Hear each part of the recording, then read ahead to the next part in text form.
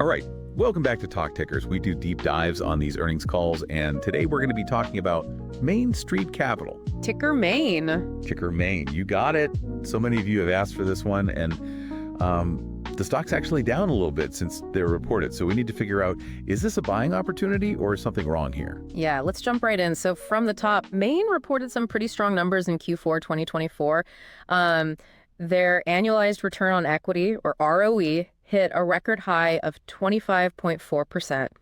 And to give you some context, for every dollar invested, they generate about 25 cents in profit over the past year. So that's efficient, especially for a BDC. Yeah, and that efficiency, it really translated into some good news.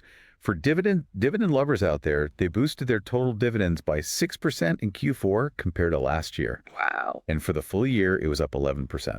That's the thing that really stood out to me, not just the dividend increase, but the fact that it's sustainable. Their DNII actually exceeded the dividend payout. So they're not just, giving out cash. They're actually earning enough to support those really strong payouts. Okay, that's good. That's reassuring. But you know me, I like a good success story. And they delivered on that front too with their exit from Pearl Meyer. Oh, yeah. This deal alone netted them a $54 million gain, the biggest in their history. So this is where Main strategy really comes into play and why I think a lot of people are excited about them. Remember, they're focused on that lower middle market, which can be risky, but also very rewarding. So they get downside protection through their debt investments, but also participate in the equity upside. Pearl Meyer is a perfect example. Their initial loan helped the company grow, and then their stakes skyrocketed in value as Pearl Meyer became more successful. So they're kind of like playing offense and defense at the same time. Exactly. And they're not just sitting around. Main made $36 million in follow-on investments in the quarter, specifically to fuel acquisitions by 3 of their already strong performing portfolio companies. That's a big vote of confidence. Shows they're actively seeking to grow the value of those businesses. They're not just passively lending, they're getting involved. Yeah, precisely. It's a much more involved approach than a lot of BDCs take, which is something to think about when you're comparing them. And it suggests a certain level of trust in the management teams of those companies as well. All right, so we've got strong returns, growing dividends, a smart investment strategy. But it's not just a one-trick pony, right? They also have this whole asset management business going on on the side. That's right. And it's doing exceptionally well. The MSC Income Fund had a really successful listing and public offering recently, a huge win. It shows strong investor confidence in Main's ability to manage money, and it taps into the growing demand we're seeing for private credit investments. So it's like 2 birds with 1 stone. They're benefiting from the private credit boom themselves, and then they're getting fees for managing other people's money in that same space. That's exactly right. And this asset management arm, it could be a really significant revenue stream for Main going forward, adding even more stability to their earnings. Okay, liking what I'm hearing so far, but are there any storm clouds on the horizon? I know they mentioned a potential slowdown in new investments next year. Yeah, so management's anticipating a little bit of a slower start to 2025, particularly in the lower middle market and private loan areas. They cited some concerns about potential tariff impacts and some new government efficiency initiatives as things that could, dampen deal flow a bit. So basically just some uncertainty in the overall economy that might make businesses less likely to want to take on new debt or seek investment. Exactly. And it's not necessarily a red flag for Maine specifically, but, just a reflection of the broader market conditions that they're operating in and something we want to keep an eye on. Makes sense. Anything else? Any other challenges or things that kind of popped up during the call that made you go, Yeah, actually, there was something I thought was really interesting, an anecdote from the Q&A portion. The management team mentioned that they actually lost a few deals to local banks who were offering surprisingly aggressive rates. Wow, that's not something you'd typically expect. Yeah, it suggests that banks might be getting a little bit more competitive in lending to those really attractive borrowers, which could potentially squeeze Main's margins in the future. Okay, so that's definitely something to monitor. Competition heating up is never good for the incumbent. Right, but you could also view it as a sign that the overall economy is still doing well enough for banks to be lending that aggressively. True. Yeah, it's a double-edged sword. So, okay, we've covered a lot of ground here, strong performance, growing dividends, but also some potential headwinds to watch out for. Where do we go from here?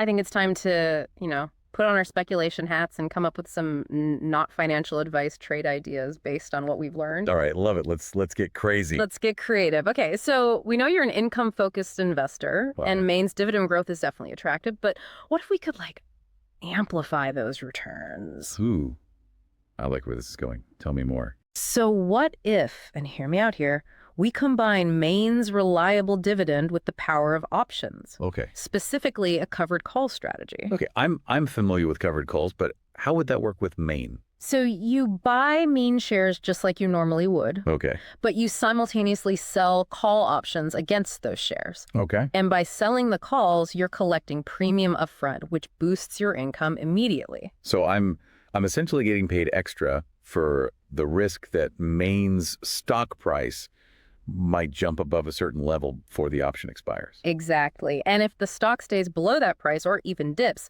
you keep both the premium and the shares. Oh. Plus, you still collect those juicy dividends. Okay. So it's a way to really juice those returns while still benefiting from Maine's overall strategy. But what if Maine stock like takes off? I'd miss out on some of those gains, right? That's the trade-off. With covered calls, you're capping your potential upside in exchange for that extra income. So it's a strategy that makes the most sense if you believe Maine will continue to perform well, but you're not expecting any explosive growth in the short term. Right. So it aligns with what we were saying about potential headwinds this coming year. Mm-hmm. It's a way to kind of play a little bit of defense while still being in the game. Exactly. And, it's definitely something to consider if maximizing income from your investments is like a top priority for you. Okay, that's a pretty clever idea. I can see how that would appeal to a certain type of investor. But let's be honest, we both know you have something even wilder up your sleeve. All right, you caught me. I do have one more trade idea. It's a little bit more speculative, let's say, but I think it has the potential to be a real home run. Lay it on me. I'm ready for anything. So we talked about how Maine specializes in the lower middle market, right? Right. They find these hidden gems, they nurture them, and then reap the rewards when those companies succeed. Right. The Pearl Meyer deal, perfect example. Exactly. So my thinking is this. What if, instead of betting on Maine directly, we bet on the entire lower middle market sector? How would we even do that? So there are a few leveraged ETFs that track the BDC sector as a whole. Okay. And these ETFs use borrowed money to amplify returns, which means they can move a lot more dramatically than individual BDC stocks. Okay, so I'm seeing where you're going with this. We're essentially placing a leverage bet on the ability of BDCs like Maine to continue finding and developing successful companies in this lower middle market. You got it. Okay. If this trend continues and BDCs as a group perform well, a leveraged ETF could generate some pretty outsized returns. Okay. It's definitely high risk, high reward, but it could be a way to capitalize on the expertise of companies like Maine. I'm getting flashbacks to our crypto deep dive last month. But I have to admit, it's a very interesting idea. It's like we're betting on the jockeys, not just the horses. Exactly. We're betting on the skill and strategy of these BDC managers to consistently identify and cultivate winning businesses. Of course, this all hinges on the lower middle market continuing to outperform, and we did talk about some potential headwinds, so it's not a guaranteed slam dunk. Oh, absolutely not. This is purely a speculative idea, and as with any leveraged product, there's significant downside risk if things don't go as planned. So, crucial to do your own research, understand the risks involved, and never invest more than you can afford to lose. Right. A healthy dose of caution is always advised, especially when we're talking about these leveraged ETFs. But I appreciate you sharing these not financial advice trade ideas. It's always fun to think outside the box a little bit and explore different possibilities. Absolutely. And even if these specific trades aren't right for you, hopefully they've sparked some creative thinking about how to approach Maine as an investment. All right. So we've analyzed Maine's performance, considered their strengths, their potential weaknesses, brainstormed some really wild trade ideas. What are your final thoughts? Well, overall, I think Maine is a very solid company with a lot to offer investors. Okay. Their focus on the lower middle market is a real differentiator. Their dividend growth has been impressive, and their asset management business provides another avenue for growth and diversification. Of course, they're not without risk. We talk about that potential slowdown in new investments and increased competition from banks. Right. And that lower middle market itself, it can be volatile, but, Maine has a history of navigating those challenges pretty successfully. Oh. Their conservative leverage and strong liquidity gives them a buffer, and their experience in this niche, gives them an edge. Plus their commitment to shareholder returns. It's clear those consistent dividend increases are a big plus for income-focused investors like yourself. Absolutely. And that asset management business, it just adds another layer of stability and potential upside. They're not just relying on one strategy, which I always find reassuring. Okay, so it sounds like you're giving Maine a thumbs up, but with a few caveats to watch out for. Is that a fair assessment? I think that's very fair. Yeah, it's not a, set it and forget it investment. You'll want to keep an eye on the factors we discussed, but based on this earnings call and their overall track record, I think Maine is definitely worth some serious consideration for your portfolio. All right, perfect. Well, I think we've covered Maine from every angle today, thanks to your expertise.